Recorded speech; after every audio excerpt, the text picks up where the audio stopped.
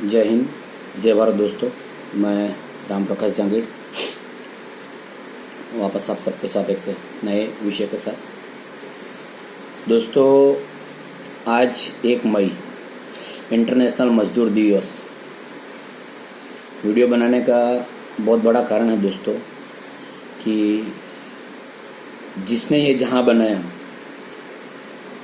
उसको किसने कहाँ बनाया। किसी भी शहर का विकास होने में अहम योगदान जिसका है वो है लेबर का। दोस्तों, इस समय पूरे विश्व में कोरोना महामारी जो चल रही है उसमें जो सबसे दयनीय स्थिति जो है वो लेबर वर्क की है, वो किसी भी राज्य की हो। दोस्तों, इन लेबर्स ने कड़ी मेहनत करके अपने मालिकों को उस मुकाम पर पहुंचाया है जहां वो नामी आज बिजनेसमैन हैं, अच्छे पोस्ट पर हैं। और इस तकलीफ के समय उन्हीं धनासेठों के पास इन लेबर्स को खिलाने के लिए पैसे नहीं है, इन्हें संभालने के लिए पैसे नहीं है।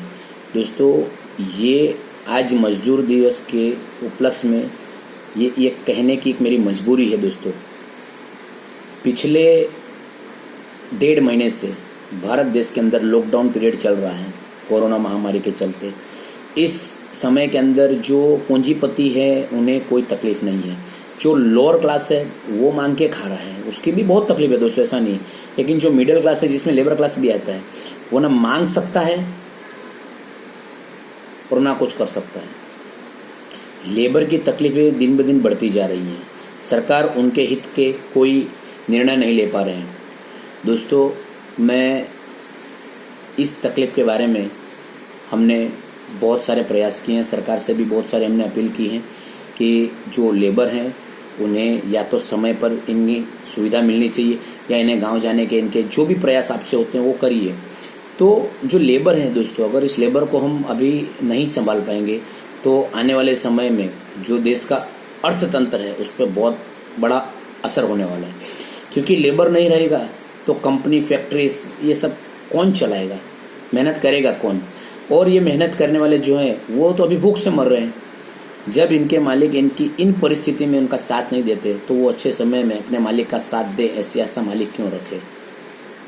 दोस्तों, ये जो परिस्थिति है ये कितने समय चलने वाली है इसका कोई समय नक्की नहीं है। दूसरी बात दोस्तों,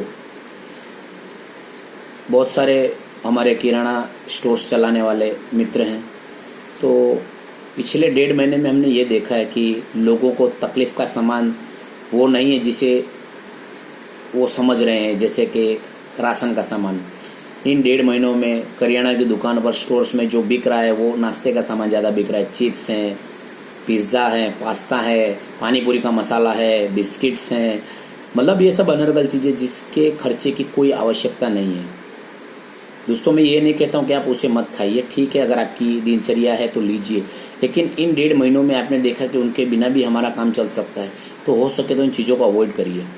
दोस्तों, इन तकलीफ में जो लोग हैं उन्हें आप अपने लेवल पे छोटी से छोटी मदद भी कर सकते हैं। दोस्तों, हमने सूरत शहर में हमारे जैसे बहुत सारे लोग संस्था चला रहे हैं, काम कर रहे हैं। हमने भी दूसरों को देखकर एक चीज़ हमने भी कॉपी की है, बहुत अच्छा आइडिया है दोस्तों। रोटी बैंक हम लोग चला रहे हैं। आप कुछ ना कर सको, अपने घर से 5, 7, 10 रोटी इकट्ठी करके या तो ऐसी संस्थाओं वालों को दो जो देते हैं, या फिर आप अपने आसपास ऐसे लोग हैं जिन्हें तकलीफ है उनकी थोड़ी बहुत मदद कर दीजिए। ये जो समय है ये निकल जाएगा दोस्तों, लेकिन जो ये तकलीफ है वो तकलीफ हमेशा रहने वाली नहीं है। मजदूरों को जो तकलीफ है वैसी तकलीफ किसी को नहीं है, क्योंकि मजदूर आज जिस परिस्थिति में है वो परिस्थिति बहुत दयनीय है। क्योंकि उनके पास कुछ बचा नहीं है, बचत उनके पास रहती नहीं है। रोज कमाना है, रोज खाना है, उसके अंदर भी ये सब तकलीफ है। ऊपर से काला बाजारी इतनी है कि 100 रुपए की चीज उन्हें 200 में मिल रही है, 300 में मिल रही है, तो आदमी जाएगा कहाँ। हमारे बच्चे अगर तकलीफ में हो तो हमें बहुत दुख होता है। बच्चे उनके भी हैं, परिवार उनका भी है। दोस्तों, इस महामारी के समय में सरकार ने बहुत सारे नीति नियमों का पालन करने को भी कहा है, और सबसे ज़्यादा लगता है सरकार पालन इनसे ही कराने वाली है। भूख से भी कारीगर लेबर मर जाए, इन्हें आप ऐसा करिए, गांव मत जाइए।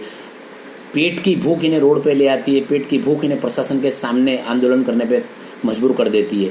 तो सरकार से भी मेरी यही अपील है, और संस्थाएं हैं जो सेवाएं दे रहे हैं उनसे, और आप सबसे मेरा नम्र निवेदन है कि आपके आसपास ऐसा कोई भी आदमी देखे उसे थोड़ी बहुत, 100 आदमी को खाना खिलाने की जरूरत नहीं है। आप जिन 1-2 आदमियों को देखो उन्हें उनकी भूख के हिसाब से उन्हें खाना खिला दीजिए। पेट भरना जरूरी नहीं है, आप 2-4 रोटी जो खिलाएंगे उससे उनका काम चल जाएगा।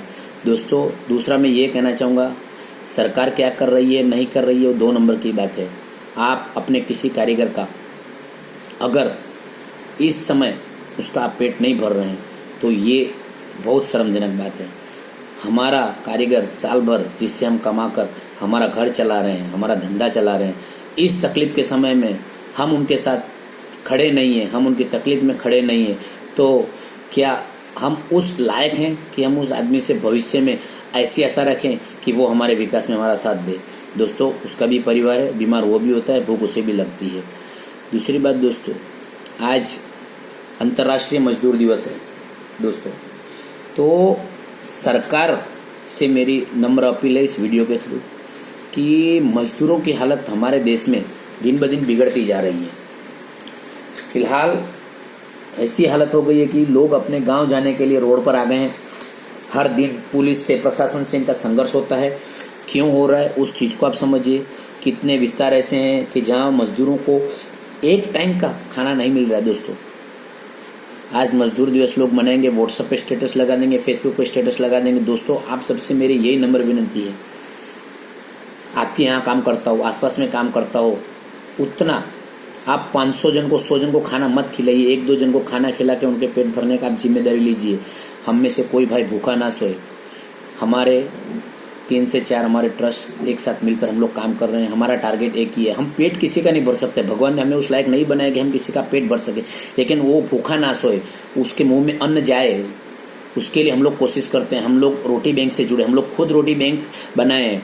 हम ऐसे लोगों से जो कैपेबल है उनसे हम लोग रिक्वेस्ट करते हैं कि आप अपने घर से डेली 5 से 10 रोटी हम लोग को कम से कम दीजिए। डेली हम लोग, हमारे एक ग्रुप में 5 से 5.5 हज़ार रोटी डेली इकट्ठा होती है, दूसरे ग्रुप में 10 से 12 हज़ार रोटी इकट्ठा होती है, और हम लोग सब्जी प्रोवाइड करते हैं, उनको चावल दाल प्रोवाइड करते हैं। ऐसा करके हम लोग 2.5 से 3 हज़ार आदमियों को पर डे हम लोग खाना खिलाते हैं। तो दोस्तों ये जो छोटी सी मुहिम है, ऐसे आप भी अपने लेवल पे, ये हमने हमारा आइडिया बताया, आप भी अपने लेवल पे कुछ हद तक उन मजदूर की मदद कर सकते हो, जरूरतमंद लोगों की मदद कर सकते हो। और ये जो बीमारी है ये कितने समय तक चलेगी, इसमें हमको कितने समय तक सेफ रहना है, इसका कोई भरोसा नहीं है। दोस्तों आप अनर्गल खर्चे ना करें। इस लॉकडाउन ने हमें एक चीज़ तो सिखा दिया है कि अनर्गल खर्चे ना करके भी आदमी शांति से ज़िंदगी जी सकता है, लेकिन दिखावे की ज़िंदगी जीने के लिए आदमी इतने खर्चे करता है, फिर कहता है कि हमारी पूर्ति नहीं हो पाती है। पूर्ति उसकी होती है जो संतोषी आदमी हो। खाना खाना हो तो रोटी सब्जी से भी पेट भर जाता है, लेकिन हमें तो चाइनीज़, बर्गर, पिज़्ज़ा खाना हो दोस्तों, वो जरूरी नहीं है। इस परिस्थिति में किसान और मजदूर जो हैं उनकी परिस्थिति कितनी दयनीय है। आपको हर चीज़ का भाव डबल हुआ होगा, हर चीज़ महंगी हुई होगी। किसान ने किसी भी चीज़ का भाव महंगा नहीं किया, चाहे वो सब्जी हो, चाहे अनाज हो, कुछ भी हो। मार्केट में आकर वो चीज़ दोगुनी होगी, उसकी कालाबाजारी चल रही होगी, लेकिन किसानों को आज भी उनका भाव भी नहीं मिल रहा है। दोस्तों इस वीडियो के थ्रू एक सबसे बड़ी बात आपसे मैं कहना चाहता हूँ, ये समय चला जाएगा, दिन अच्छे आ जाएंगे, लेकिन दोस्तों इस मुश्किल वाले समय में जिन्होंने आपका साथ दिया है, मतलब मैं छोटे छोटे उन दुकानदारों की बात कर रहा हूँ जिन्होंने आपका इस समय में बहुत साथ दिया है, ठीक है। आप ऑनलाइन से दोस्तों ऑनलाइन का पूरा बहिष्कार करें और इन छोटे छोटे दुकानदारों को जीने का हक दें। आप खुद विचार करिए, आप 2 महीने से 1.5-2 महीने से अपने घर पे बैठे, आपका धंधा नहीं हो रहा, तो आपको पता चल रहा है, आपकी नौकरी नहीं है तो आपको पता चल रहा है कि हम किस परिस्थिति में। दोस्तों ये लोग लाखों रुपए का इन्वेस्ट करके सामान रखते हैं और हम लोग ऑनलाइन परचेज करते हैं और विदेशी कंपनियों को हम लोग वो मुनाफा देते हैं। तो इस समय में जिस व्यक्ति ने भी हमारे देश की सेवा की है, हमारे देश में दान दिया है, हमारे देश के लोगों के साथ खड़े रहे हैं, हमारे देश के लोगों के बारे में सोचा है, हम उनके साथ खड़े रहेंगे, हम उनके समर्थन में रहेंगे।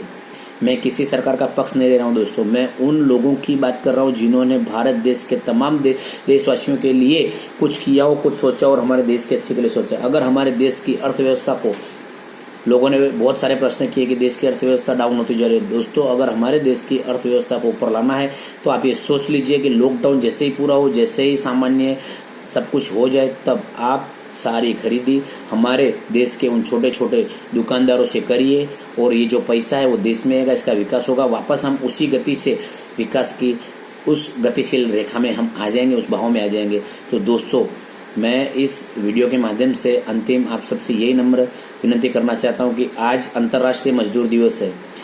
मजदूर को मजबूर बनने ना दीजिए। हम उनका पेट नहीं भर रहे हैं दोस्तों, हम उस लायक नहीं है, लेकिन आपके पास जितना उतना करने की कोशिश करिए।